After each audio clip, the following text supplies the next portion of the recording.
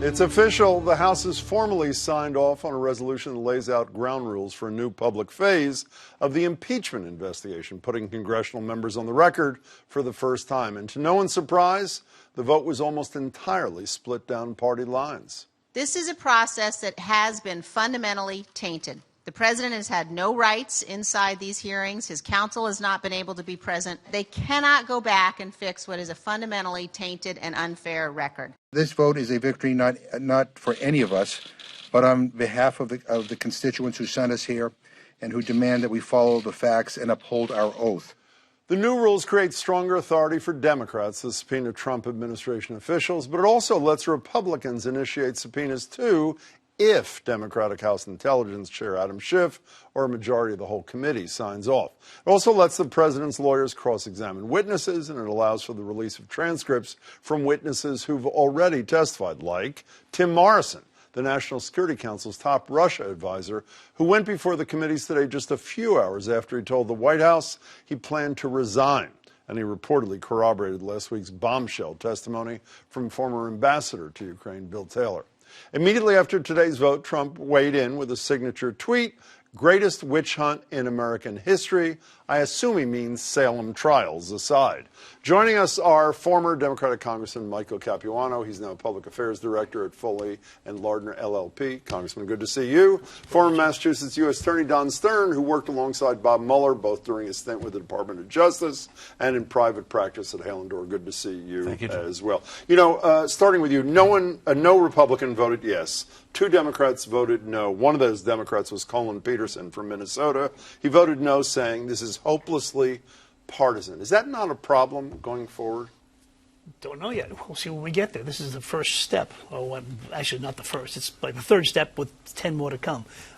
People need to remember that Colin Peterson comes from a district that voted for Donald Trump by a plurality of 30%. And people tend to forget that the word representative actually means something.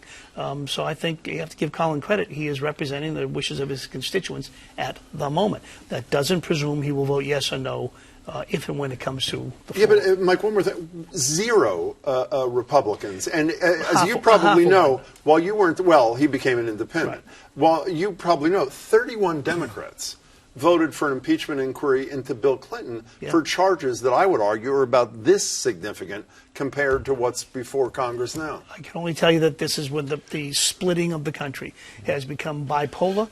And I don't think it's healthy. And again, not because Republicans did or didn't vote on this. It's because it's pretty much every issue is now coming this way. And that's not good and healthy for the country. Okay, you heard Liz Cheney say it's a sham.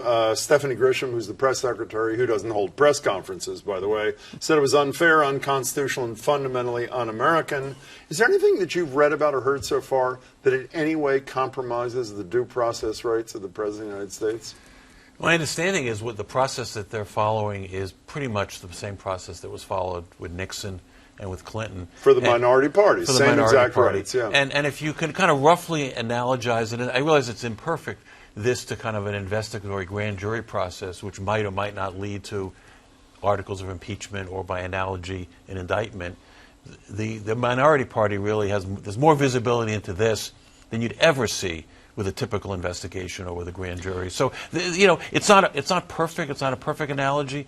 But, the one thing I like about what happened today is it makes it a little bit more transparent to basically to the public what's going on. How's it a little more transparent? Isn't it totally transparent? Well, I mean, other than things that run up against national security, everything is now out there in public. Not yet, but it will be. Will be. I mean, there'll be some cherry picking of evidence that gets presented as part of the public presentation, but that's not a bad thing. That's a good thing. Yeah, by the way, if both of you guys are lawyers, obviously, if the president has a right to have a lawyer there representing his interest in cross-examining witnesses, under normal circumstances, I would say yes. But in light of the fact that every time a representative of the president goes on television, it's pretty clear he or she is speaking to an audience of one, whether it was Brett Kavanaugh or somebody else, the President of the United States. If you were advising the President of the United States, would you advise him to have a lawyer actually asking questions there, or let Republicans in Congress do his work? How about you, Mike? I'd have to wait and see. I'd have somebody there prepared to ask those questions. But once you get through 30 members of a committee, there are very few questions that will not be asked. How about you? Well, I have to say, this is not exactly responsive, but one of the good things about the process is Congressmen and women, particularly in 5-minute chunks, cannot ask a question. It's an impossible process. So one of the things that happened today is there's at least a process where for large chunks of time, maybe up to 45 minutes, either the chairman or a member of the staff, who presumably is a former prosecutor and who knows how to ask a question, will proceed. The role of the president's lawyer, if any, we'll have to wait and see what's Yeah, the reason I'm smiling at you is you think the egomaniacs, with all due respect, with whom he served on that committee, are going to defer to lawyers and not take their 5 minutes to bloviate? They get their 5 minutes in addition. Oh, okay, fine. And So they can bloviate then. Bobby Kennedy did it when that was his first introduction to the and General Public. Watergate, if you remember, when Chairman Rodino was head of the Judiciary Committee during the Nixon days, they had staff asking the questions in a very coherent way. I wasn't born then, so I wouldn't know. Yeah. So let's not forget, this is not a legal process. This is a political process. The legal norms in a courtroom do not hold. Yeah, but I would assume the Democrats, who are the indictors, they're essentially the U.S. attorneys, and they want to assure the American public that the guy they're going up against is getting a fair shake, no? I presume, I hope that's the case. That's what it's all about. You know, can we get back to this Republican thing, which is totally putting me over the edge? The thing I don't understand, and maybe it's naive, I understand a Republican in the House not saying, I think he should be impeached and then send.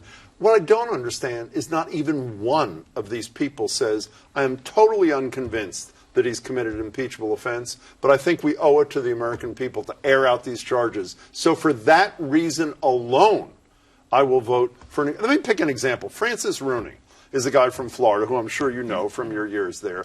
Here's what Francis Rooney had to say about a week or so. Again, a Republican congressman from Florida. Here he is. It's certainly very, very serious and troubling. Back during Watergate, everybody said, oh, it's a witch hunt to get Nixon. Turns out it wasn't a witch hunt. It was absolutely correct. So I just want to make sure that I get all the data I can get. And I'm talking to everybody I can talk to understand all this. I don't think you could rule anything out till you know all the facts. He wants all the facts. He went on to say, Congressman, there's an apparent admission from the White House lectern, meaning Mulvaney, of a quid pro quo in Ukraine. The next day, he announces his resignation. And today, he votes no on the impeachment inquiry. What does this say to the American people? Gee, hypocrisy in politics. I'm shocked. But weakness, how can this guy face He's a got the answer human to his being? constituents. People need to put this on the agenda. And again, not so much whether you like or don't like the president, but to me, hypocrisy is the worst thing a politician can do. If he wants to defend the president, like some have done, go ahead and do it. But you can't, I don't think you should be able to get on TV and say those kinds of things and then do the opposite. At the same time, the real test will come after the general public knows all the information and there may or may not be a vote on the floor of the House. Then we'll see. I hope I'll get an angry email about the messenger because people want to focus on content. The messenger matters. You're a U.S. attorney. You know how the lawyers representing you do and what they're. Adam Schiff, in my opinion, chair of the Intelligence Committee, embarrassed himself in that opening hearing when he attempts to do, I guess, humorous about the mafia comparing to what Trump did. Jerry Nadler, chair of the Judiciary Committee, had no ability to control a contemptuous Corey Lewandowski or members of his committee. From what you know of the Democrats who are leading this process, do you have confidence they can actually do it in a way that could move the American people? I think, Jim, you're being a little bit unfair to Schiff. Because, and I agree with you, that was a mistake. Talking about impeachment in the United States. That was a mistake, and the way he portrayed it as if he was like making a final argument to the jury was not right. But I've seen him, I think he, first of all, he's a former assistant U.S. attorney. He's a skillful lawyer. And I think he's been trying to treat this with the kind of solemnity and seriousness which it deserves. Do you worry about, step back just for a second, do you worry about, regardless of what happens here, what this does to the country? I mean, we start with a straight party line vote, with animosity and polarization, unlike I have ever seen, regardless of what happens here. Do you not worry that this lasts long before Donald Trump? Yes. And I'm hoping that this is the last straw, that we can now start breaking what has been. This hasn't happened overnight. This bipolarization has happened slowly but surely over the last 30, 40 years. It has to stop, and I don't mean it has to stop because we all think love each other, but it has to stop so that we can at least get to the table and, first of all, understand the word compromise is not a swear word, and it is necessary to move anything forward that you want to move forward.